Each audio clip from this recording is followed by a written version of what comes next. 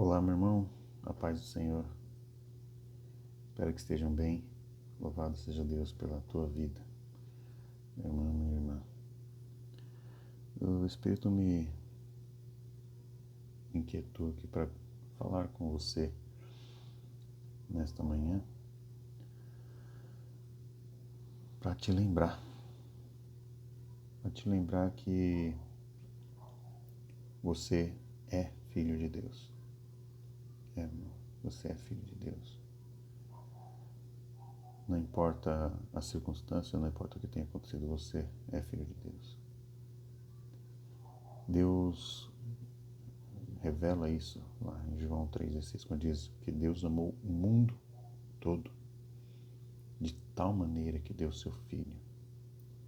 Significa que todo ser humano não vem à existência por acaso, não é acidente, ainda que os pais não tenham planejado, ainda que não importa como você tenha sido concebido.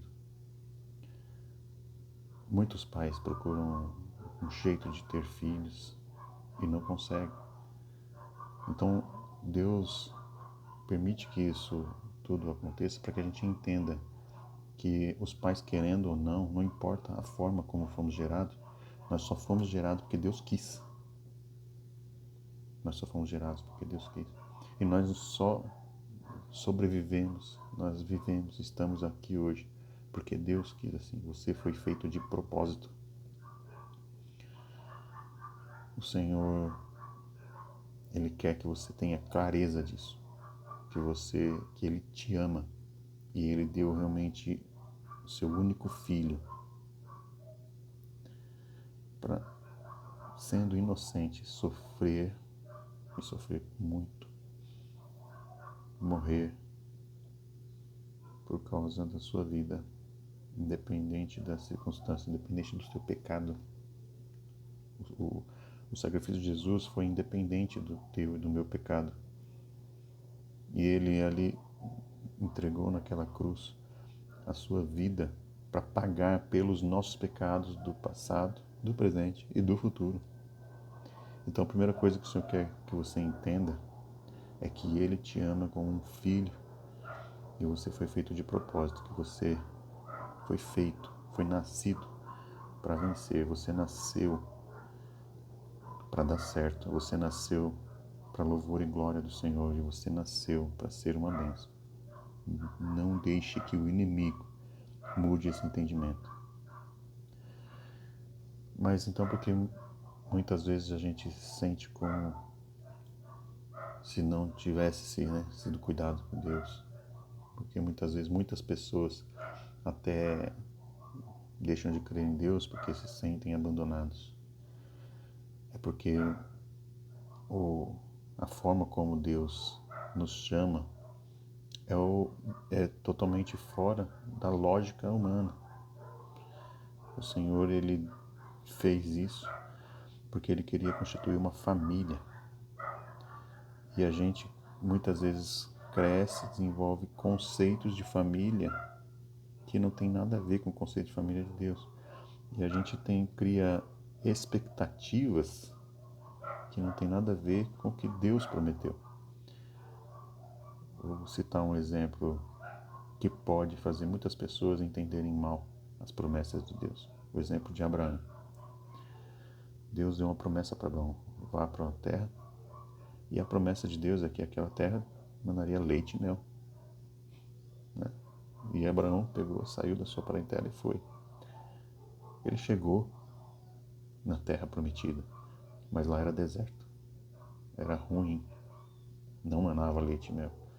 Então, do ponto de vista de Abraão, tente se colocar no lugar dele.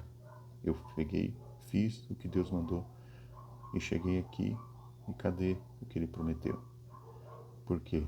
Porque nós temos uma mentalidade e uma visão diferente da de Deus.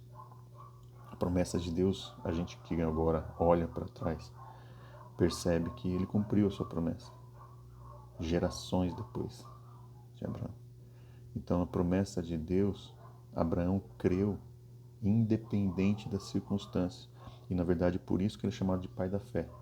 porque ele entendeu que esse Deus é fiel e ele cumpre o que promete.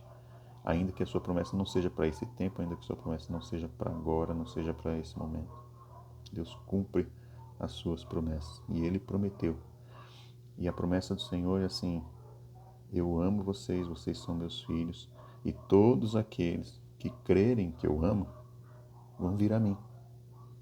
E aí, todos que vêm a mim, de maneira nenhuma lançarei fora. Então a única coisa que nos afasta de Deus somos nós mesmos, quando nós não entendemos, não compreendemos essa promessa do Senhor, que Ele é bom, que Ele diz: vinde a mim todos que estão cansados, sobrecarregados, eu os aliviarei, Ele alivia. Então nós temos que entender, do ponto de vista de Deus, não existe tempo. Do ponto de vista de Deus, tudo é eterno.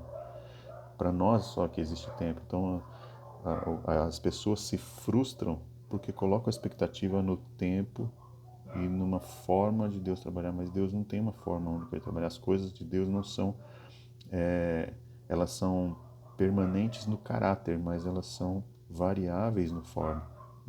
Por exemplo, a gente nasce criança pequena, vai crescendo, se tornando adulto. Tudo que Deus criou varia na forma, não fica permanente. A semente que vira um broto, que vira uma planta e depois dá os frutos, tudo é transitório nesta terra. Então a gente não pode ficar fixo, preso de que Deus vai agir assim, que é, e se não cumpriu isso daqui, então Deus não cumpriu a sua promessa. Não. A gente tem que tentar se colocar no ponto de vista de Deus. Do ponto de vista dele, tudo é eterno. Tudo é eterno.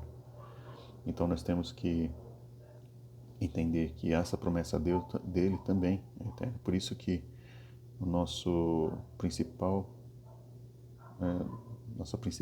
esperança é o da ressurreição em Cristo. É o de estar eternamente com Ele, independente do que a gente passe aqui hoje. Então, o que eu quero te fazer entender hoje, sabe? Que eu quero que você abra os seus olhos para compreender, para ter o entendimento de que você não veio a este mundo por acaso. Você veio de propósito, e é um propósito de um Deus que é um Pai amoroso. Só que não se engane com o amor do Pai. Ele é grande, esse amor. E não é do jeito que você acha que Ele ama, é do jeito que Ele ama. O exemplo claro disso, que Jesus, quando está falando com os fariseus sobre o caráter de Deus como Pai, ele conta a parábola do filho pródigo. O filho estava junto do pai, vivia com o pai, mas em um certo momento ele achou que não era muito bom continuar com o pai. E aí ele resolveu viver a sua vida da forma que ele achava mais conveniente. E um pai, embora ame o seu filho, não impede o seu filho de buscar aquilo que ele quer. Ainda que o pai fale: mas meu filho, você é meu filho, está tudo aqui diante de você, eu cuido de você. Aí o filho fala assim: não, me dá a minha parte da herança que eu prefiro viver do meu jeito. Então o caráter do pai mostra que ele não vai forçar você que não quer ficar com o pai a ficar com o pai. Esse não é falta de amor, isso realmente revela que ama, que ele se importa com o que você quer. E aí o filho pródigo saiu, desperdiçou tudo. E aí lá, na situação pior que ele estava, depois que estava toda a crise, ele pensou, ele não se esqueceu que ele era filho. Ele falou: eu tenho um pai. E aí ele lembrou, ele pensou: o que eu fiz me torna indigno de chamá-lo de pai. Mas eu vou, porque eu sei que meu pai é bom. E ainda que ele me rejeite como filho, eu não sou digno, não mereço mais ser chamado filho, que pelo menos ele me aceite como um dos seus trabalhadores. Então, assim, ainda que ele não queira mais ter relacionamento comigo, como um pai e filho, pelo menos eu sei que ele, sendo bondoso, ele vai me ajudar nas minhas necessidades e vai me dar uma oportunidade. Então ele voltou ao Pai por esse motivo. Chegando lá, mais uma vez Jesus revela o coração do Pai. Todo aquele que é arrependido volta a querer um relacionamento com o Pai. O Pai está pronto, com os braços estendidos para se relacionar com Ele como filho novamente. Coloca um anel no seu dedo, coloca sandália nos seus pés, coloca novas vestes e faz uma festa. Então nós precisamos entender que o amor do Pai não vai nos impedir de rejeitá-lo.